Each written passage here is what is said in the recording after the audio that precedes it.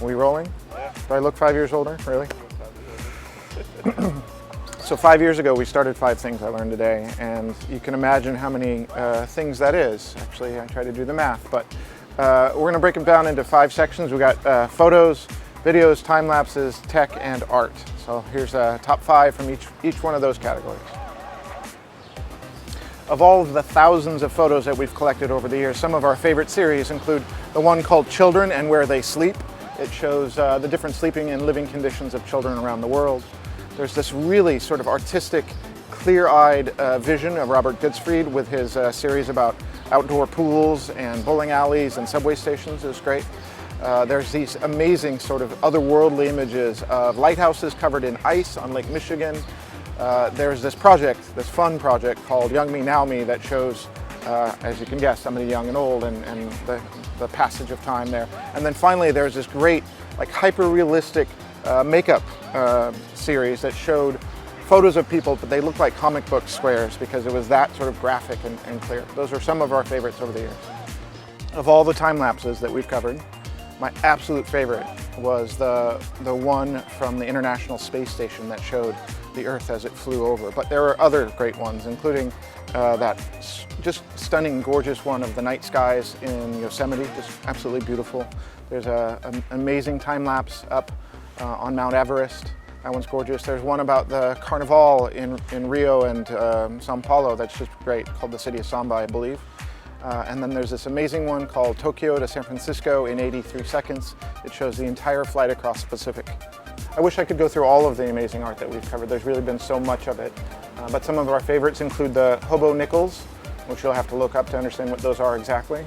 There was the 8-bit watercolors, where an artist reimagined some very recognizable paintings and graphics, but in the 8-bit style, but using watercolor. Those are pretty amazing. There was the kind of traditional Japanese style landscapes, but covering modern subjects like airplanes and rocket launchers. It's really got a nice little wink to it. There was the Shank Shack, where an artist challenged himself to create 30 different stabbing implements in 30 days and gets really creative about what materials he uses. And then another great one is the X-ray art, where it looks at flowers in a real sort of botanical way, but they're actually X-rays.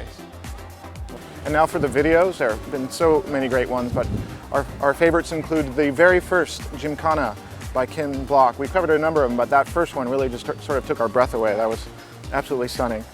There's one from a friend of ours named Brandon Lee called The Docks of Dubai that sort of showed the day-to-day life of the multicultural space that is now Dubai along the docks.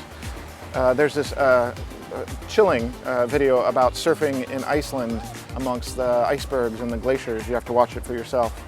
Then a long time ago, there was one that we covered called speed flying, which is a combination of downhill skiing and paragliding through the canyons and rock walls of the Alps.